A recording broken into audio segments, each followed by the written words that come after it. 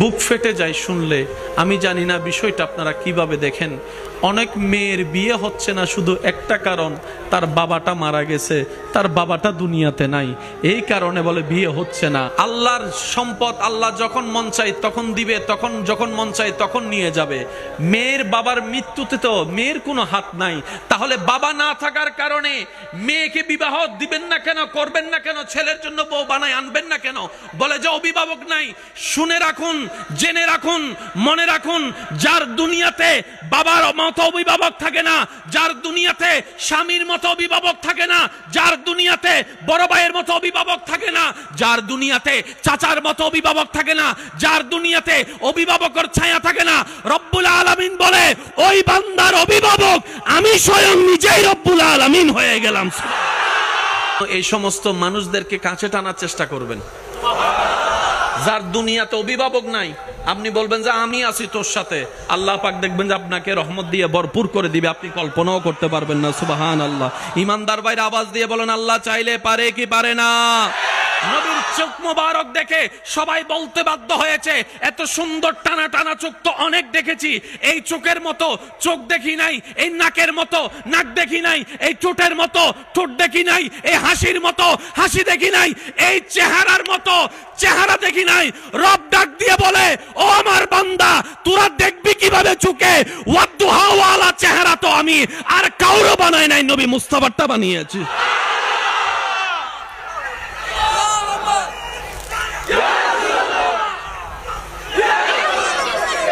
সেই নবীর উম্মতেরা ঈমানি জজবা দিয়ে একবার বলেন সুবহানাল্লাহ। আরো জোরে জোরে জোরে বলেন সুবহানাল্লাহ। তো দুনিয়াতে যখন আসছেন কথা তো ফুটে নাই, চেহারায় না আসছে। দুনিয়াতে যখন আসছে চলা তো হয় নাই, তখন চোখে না দেখা যাচ্ছে।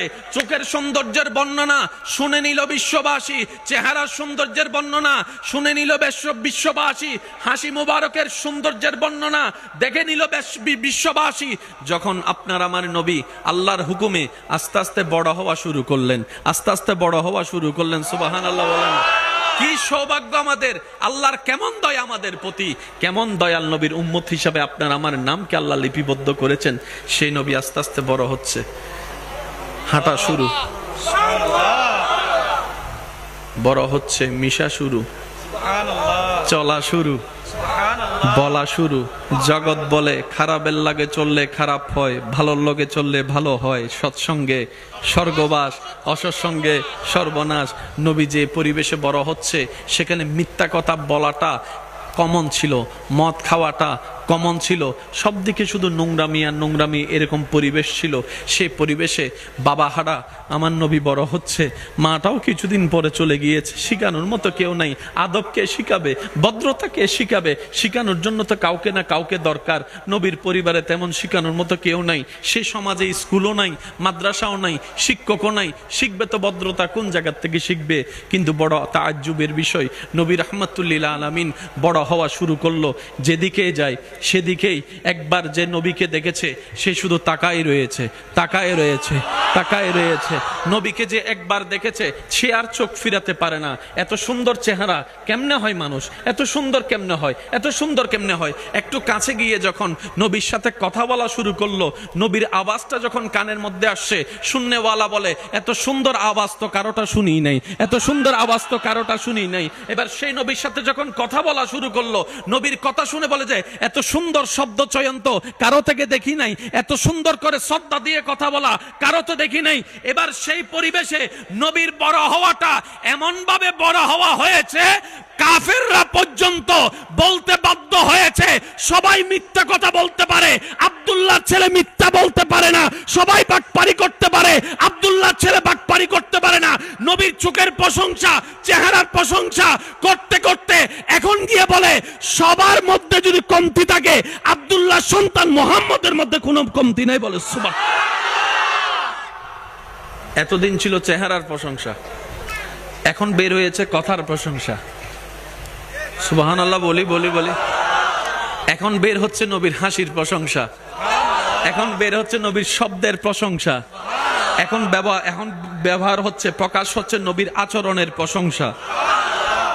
আরো কিছুদিন যেতে না যেতে যখন নবী আরো বড় হলেন, আপনার আমার নবী আরো বড় হওয়া শুরু করছে। কিশোর বয়স, চাচার সাথে গেছে। একটু জোরে বলেন না। যাইতে যাইতে যাইতে যাইতে যাইতে এমন একটা গাছের নিচে বসছে যেখানে একজন রাহেব, একজন পাদ্রী এসে দূর থেকে নবীর সে বসাটা দেখে আশেপাশে এসে মানুষকে জিজ্ঞেস করছে, উনি কে?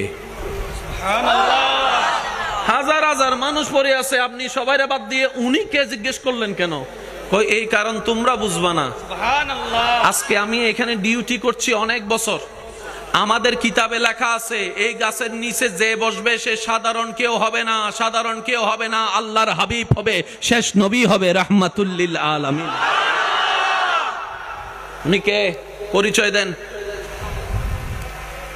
ওনার নাম মুহাম্মদ। হয় নাই। ঠিক আছে, কিতাবের সাথে মিলছে। ওনার আব্বার নাম কি? আব্দুল্লাহ। কয় ঠিক আছে। বাড়ি কই? কয় মক্কা। বংশ কি? কয় কুরাইশ। এবার সে রাহেব নবী সে চাচাকে জানালেন, আপনি একটু ওনাকে সাবধানে রাখেন, হিংসুকরা পাইলে ওনার ক্ষতি করতে চাইবে।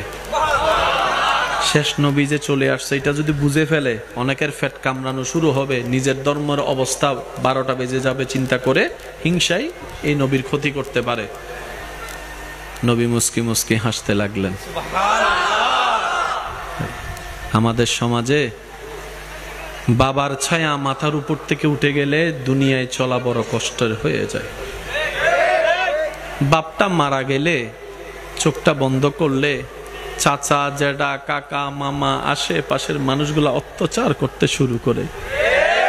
হাজার জায়গায় রেকর্ড আছে, বাপটা মারা যাওয়ার কারণে, স্বামীটা মারা যাওয়ার কারণে ওনাদেরকে ভাতের ব্যবস্থা পর্যন্ত করে নাই, ঘর থেকে পর্যন্ত বের করে দিয়েছে, এমন রক্তের মানুষ আছে।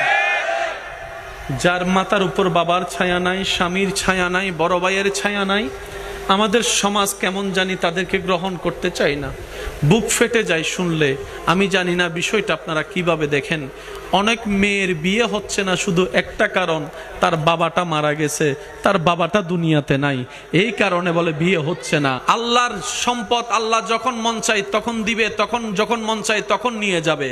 মেয়ের বাবার মৃত্যুতে তো মেয়ের কোনো হাত নাই, তাহলে বাবা না থাকার কারণে মেয়েকে বিবাহ দিবেন না কেন, করবেন না কেন, ছেলের জন্য বউ বানায় আনবেন না কেন? বলে যে অভিভাবক নাই। শুনে রাখুন, জেনে রাখুন, মনে রাখুন, যার দুনিয়াতে বাবার মতো অভিভাবক থাকে না, যার দুনিয়াতে স্বামীর মতো অভিভাবক থাকে না, যার দুনিয়াতে বড় ভাইয়ের মতো অভিভাবক থাকে না, যার দুনিয়াতে চাচার মতো অভিভাবক থাকে না, যার দুনিয়াতে অভিভাবকের ছায়া থাকে না, রব্বুল আলামিন বলে ওই বান্দার অভিভাবক আমি স্বয়ং নিজেই রব্বুল আলামিন হয়ে গেলাম। এই সমস্ত মানুষদেরকে কাছে টানার চেষ্টা করবেন। যার দুনিয়াতে অভিভাবক নাই, আপনি বলবেন যে আমি আছি তোর সাথে, আল্লাহ পাক দেখবেন যে আপনাকে রহমত দিয়ে ভরপুর করে দিবে, আপনি কল্পনাও করতে পারবেন না। সুবহানাল্লাহ। ইমানদার ভাইরা আওয়াজ দিয়ে বলেন, আল্লাহ চাইলে পারে কি পারে না? আল্লাহ চাইলে দিতে পারে কি পারে না? পাথর থেকেও ফুল আমার রব্বুল আলামিন ফুটাতে চাইলে পারে কি পারে না?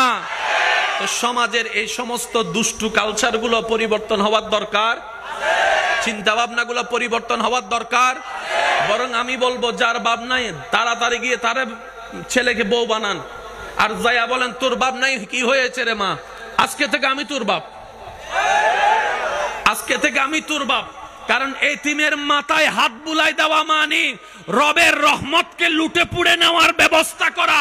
রব্বুল আলামিন বলে যার দুনিয়াতে কেউ নাই আমি রব তার সাথী হয়ে যাই। সুবহানাল্লাহ।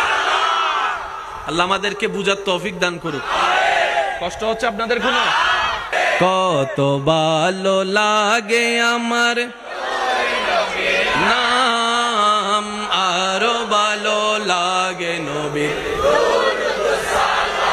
নবীর দরুদ সালাম, নবীর দরুদের আওয়াজ সবাই একই আওয়াজে, আল্লাহুম্মা সাল্লি আলা সাইয়্যিদিনা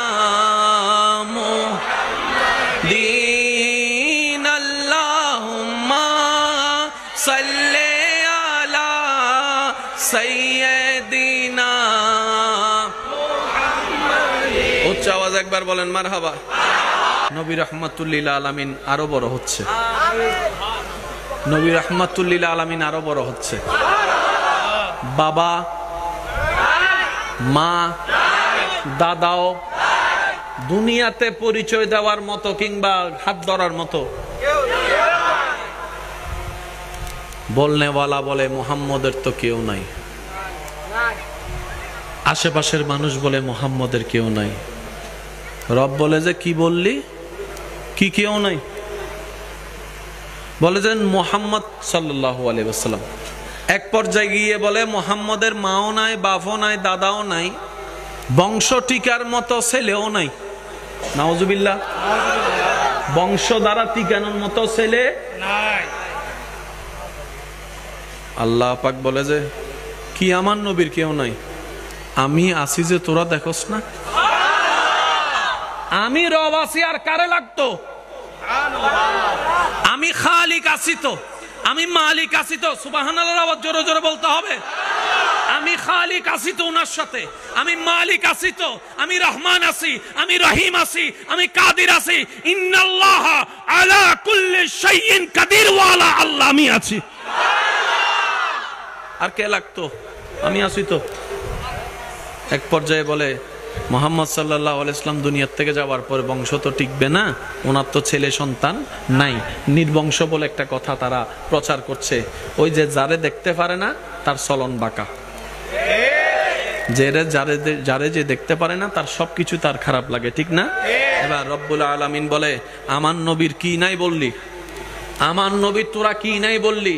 আমার নবীর বাপ না থাকার কারণে, মা না থাকার কারণে, কুরাইশ বংশের মানুষরা সম্পত্তি না দেওয়ার কারণে আমার নবীকে তোরা গরিব ভাবলি, আমার নবীকে তোরা ফকির ভাবতেছস, আমার নবীকে তোরা অভাবী ভাবতেছস।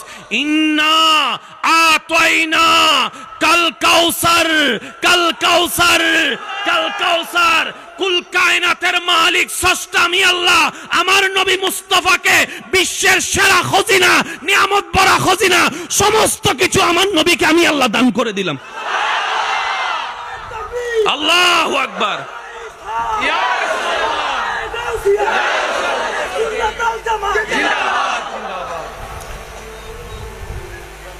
নবীর দুনিয়াতে আসার আগে আব্বাজানকে আল্লাহ নিয়ে গেছে।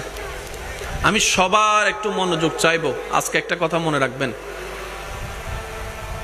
আল্লাহর উপর যে ভরসা করার মতো ভরসা করতে জানে, আল্লাহর হুকুম আসার জন্য যে অপেক্ষা করার মতো করতে জানে, আপনার চোখে যেখানে দেখবেন লাভ নাই, রব্বুল আলামিন আপনার ধৈর্যের কারণে সেখান থেকেও লাভের নদী আপনার জন্য খুলে দিবেন। সব সময় মাথায় রাখবেন, আপনার চোখে বলছে আমি লসে আছি, আপনার ব্রেনে বলছে আমি লসে আছি, কিন্তু আপনার ঈমান বলছে আমার আল্লাহ আছে। ওই বিশ্বাসটা, ঈমানটার কারণে আপনার ব্রেনটাকে মিথ্যা প্রমাণিত করে, আপনার চোখটাকে ভুল প্রমাণিত করে। রব্বুল আলামিন এমন জায়গা থেকে লাভের সন্ধান বের করে দিবে, কল্যাণের সন্ধান বের করে দিবে, শান্তির রাস্তা বের করে দিবে। যখন সামনে আসবে আপনি অবাক হওয়া ছাড়া দ্বিতীয় কোনো উপায় থাকবে না। তবে সেই জায়গায় একটা বড় চরম পরীক্ষা আপনার আমার দিতে হয়, যেখানে আমরা প্রায় সময় মানুষ ফেল করে ফেলি। সেটা হচ্ছে আমরা যদি সেই সময়টা আসে, আমাদের প্রধান কাজ হচ্ছে ডাইনে বামে না তাকিয়ে চোখটা বন্ধ করে রবের দরবারে সিজদা দিয়ে আগে শুকরিয়া আদায় করা। এই চালাকি, এই কাজটা, এই বুদ্ধিমানের কাজটা যদি আমরা করতে পারি, নিয়ামতের কোনো অভাব হবে না। আমাদের অভ্যাস হচ্ছে বিপদে পড়লে আল্লাহকে ডাকতে ডাকতে ডাকতে ডাকতে ডাকতে ডাকতে উড়াই ফেলি একদম। আর বিপদ কেটে গেলে আল্লাহর দরবারে শুকরিয়া করার কথাটা আর মনে, এই জায়গায় আমাদেরকে একটু শুধরাতে হবে। বিপদে ধৈর্যের মাধ্যমে আল্লাহকে স্মরণ করব, নিয়ামত পাওয়ার পরে শুকরিয়ার মাধ্যমে রব্বুল আলামিনকে স্মরণ করব। বলি সুবহানাল্লাহ। লা ইন শাকারতুম লা আযীদান্নাকুম। আয়াতটাও আপনার জন্য চলে আসবে, নিয়ামতটা চলে আসবে। আর ওদিকে সবর করার কারণে ওয়ালা নাবলুওয়ান্নাকুম বিশাইইন মিনাল খাউফি ওয়াল জুই ওয়া নাকসিন মিনাল আমওয়ালি ওয়াল আনফুসি ওয়াস সামারাত ওয়া বাশশিরিস সাবিরিন। ওই নিয়ামতও আপনার চলে আসবে। সুবহানাল্লাহ। মক্কার আশেপাশে যারা সন্তানের বাবারা আছে, বাচ্চা বড় হলে বেড়াইতে নিয়ে যায় না? বলেন না রে ভাই। এখন নবীর তো দুনিয়াবি বাবা নাই, বাবা তো চলে গেছে। মা আমেনা মন খারাপ করে আছে, ইস আমার সন্তানের বাবা যদি থাকতো আজকে সেও তার বাবার সাথে একটু রাস্তায় ঘুরতে যেতে পারতো, মেলায় ঘুরতে যেতে পারতো, বিভিন্ন জায়গায় ঘুরতে যেতে পারতো। আল্লাহ পাক বলে, আমেনা তুমি মন ছোট করিও না, তুমি মন খারাপ করিও না, তুমি মন ছোট করিও না। দুনিয়ার অভিভাবকরা তাদের এই সন্তানদেরকে কোথায় নিয়ে যায়? বেশির থেকে বেশি পার্কে নিয়ে যায়, রাস্তায় নিয়ে যায়, আইসক্রিমের দোকানে নিয়ে যায়, কিংবা 2টা চিপস কিনে দেয়, এতটুকুই তো করে। যাদের একটু টাকা বেশি আছে তারা না হয় লন্ডন নিয়ে যায়, আমেরিকায় নিয়ে যায়। আপনি মন খারাপ করছেন যে আপনার সন্তান বেড়াবে কিভাবে? আপনি টেনশন করিয়েন না, সময় যখন আসবে একদিন, তখন সুবহানাল্লাযী আসরা বিআবদিহি লাইলাম মিনাল মসজিদিল হারামে ইলাল মসজিদিল আকসা। একদিন একটা সময় আসবে আমি আপনার সন্তানকে মক্কা থেকে আকসা বোরাকের মতো বাহনে করে নিয়ে যাব, বোরাকের মতো বাহনে করে নিয়ে যাব। দুনিয়ার সেই বাবারা, দুনিয়ার অভিভাবকেরা সন্তানদেরকে যেখানে নিয়ে যায়, তাদের এই বাচ্চাদেরকে যেখানে নিয়ে যায়, অভিভাবক হয়ে বাচ্চাদেরকে ঘুরতে যে নিয়ে যায়, আপনার সন্তান সেটা পাবে না। আপনার সন্তান যেটা পাবে সেটা আর কেউ পাবে না। লা মকানে গিয়ে আমি আল্লাহ ওনাকে মেরাজ করে বেড়াই আনবো। আল্লাহু আকবার। আওয়াজ দিয়ে বলেন, এই নবী কাদের নবী? হয় না এই নবী কাদের নবী? সবাই ঘুরতে যায় এখানে, আল্লাহ নবীকে ঘুরতে নিছে ওইখানে। হয় না সবাই খেলে এটা দিয়ে, ওইটা দিয়ে, বল দিয়ে, খেলনা দিয়ে, আর আপনার আমার নবী খেলে চাঁদ দিয়ে।